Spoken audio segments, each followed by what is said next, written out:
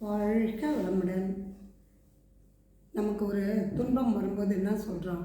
முதல்ல ஜோசிக்கார்கிட்ட போகிறோம். ஜோசிக்கார் ஐயா, எங்களுக்கு இந்த மாதிரி நேரம் சரியில்லை, அதுக்கு என்ன செய்யணும்னா இந்த கோயிலுக்கு போயிட்டு வாங்க, அங்கே போய் பரிகாரம் பண்ணுங்க, குழந்தையோட ட்ரெஸ் எடுத்து போய் வச்சு சுற்றுங்க, அது பலன் கிடைக்கும்னு சொல்லுவார். ஒன்றும் இல்லைங்க, எந்த ஜோசிக்காரையும் நம்ப வேண்டாம்.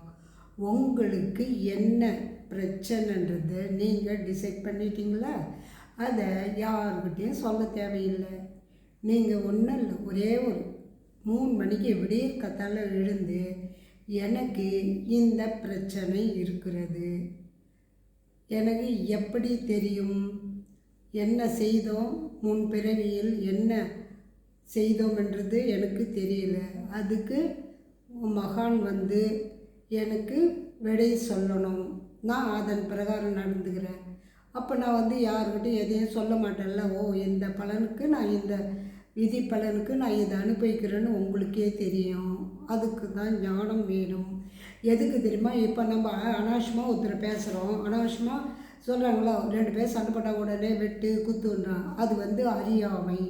அவனுக்கு ஞானம் பத்தவில்லை, ஞானம் போதவில்லை. அதனால் அவன் உடனே அடிக்கிறான், பிரச்சனையாகி அடிதடி ஜெயிலுக்கு போகிறதும் இதாக தான் பார்க்குறமே தவிர, ஒரு நிமிஷம் உட்கார்ந்தானா அவனை ஏன் நம்ம அடித்தோம், அடித்ததுக்கு காரணம் என்ன அப்படின்னு அவனாலேயா இல்லை என்னாலேயா காரணம், அப்படியே ஒரு நிமிஷம் உட்கார்ந்தீங்கன்னா கோபம் இல்லாமல் உங்களுக்கே விட தெரியும்.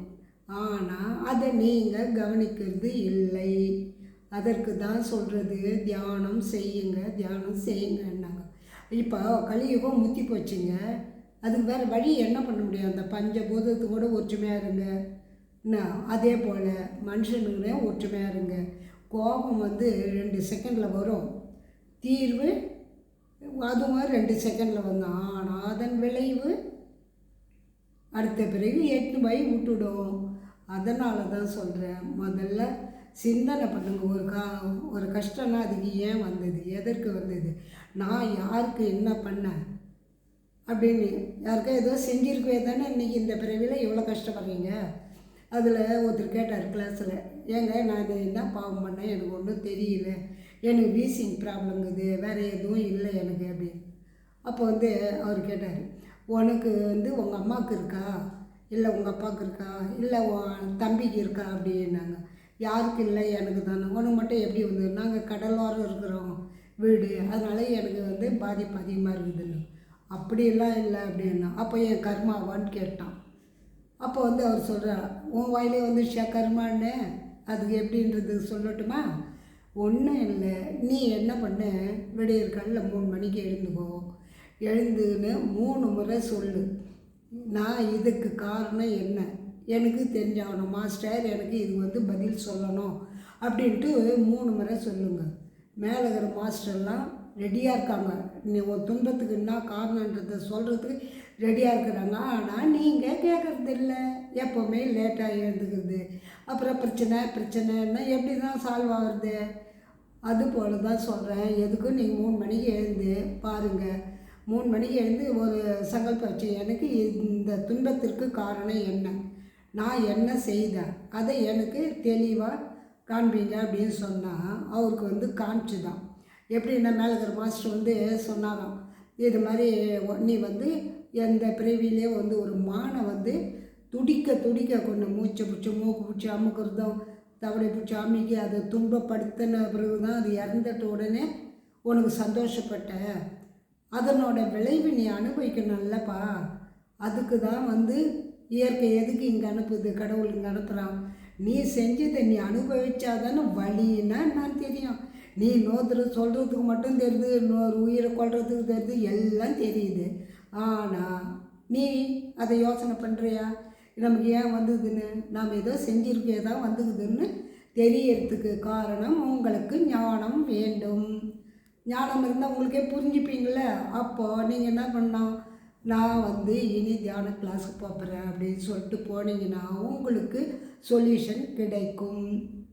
இப்போது நீங்கள் என்ன சொல்கிறாங்க, ஒவ்வொரு உயிரை கொள்கிறாங்க, அவன்னா அறியாமை. அவன் ஒரு நிமிஷம் நினச்சாங்கன்னா அவங்க சாப்பிட்றதுக்கு நான் ஏன் கொள்ளலாம், வேணா அவங்களே கொண்டு சாப்பிட்டோமே அப்படின்ற அறிவு இருக்கணும்ல. அந்த அறியாமை இல்லாதபடியே தானே அவன் ஆட்டை கொள்றதும் கோழி கொள்றதும் மாட்டை கொள்றதும். அதுக்கு தான் சார் அறியாமையிலேருந்து நீங்கள் நீங்கணும்னா தவம் பண்ணுங்க. தவம் பண்ணும்போது யாராவது கேட்டாங்கன்னா ஏங்க உங்களுக்கு தானே தேவை, நீங்களே வெட்டிக்குங்கன்னு சொல்லுங்கள். அது மாதிரி எல்லோரும் எடுத்தாங்கன்னா உலகம் எப்படி இருக்கும்? சண்டைனும் வராது, எதுவுமே வராது. அதுக்கு தான் நாங்கள் சொல்கிறது, தியானம் பண்ணுங்க. உங்களோட இதுக்கு வினை என்னவோ அதுக்கு சொல்யூஷன் உங்களிடமே இருக்கிறது. இப்போ அவள் வந்து கேட்டதில் மானை இது பண்ணுன்னா என்ன பண்ணார் அவர்? திரும்பியும் மானே நான் தெரியாமல் பண்ண, அறியாமையில் பண்ணது, அதன் விளைவை இப்போ நான் அனுபவிக்கிறேன், என்னை மன்னிச்சுடு அப்படின்னா. அது மாதிரி கேட்க சொல்ல 12 நாள் ஆச்சாம். 12ஆம் நாள் முடிஞ்சோடனே 13ஆம் நாள்லேருந்து அந்த வீசிங் ப்ராப்ளமே இல்லையா. டாக்டர்கிட்ட போனால் என்ன பண்ண, டேப்லெட்லாம் கொடுத்தா சாப்பிட்டியா?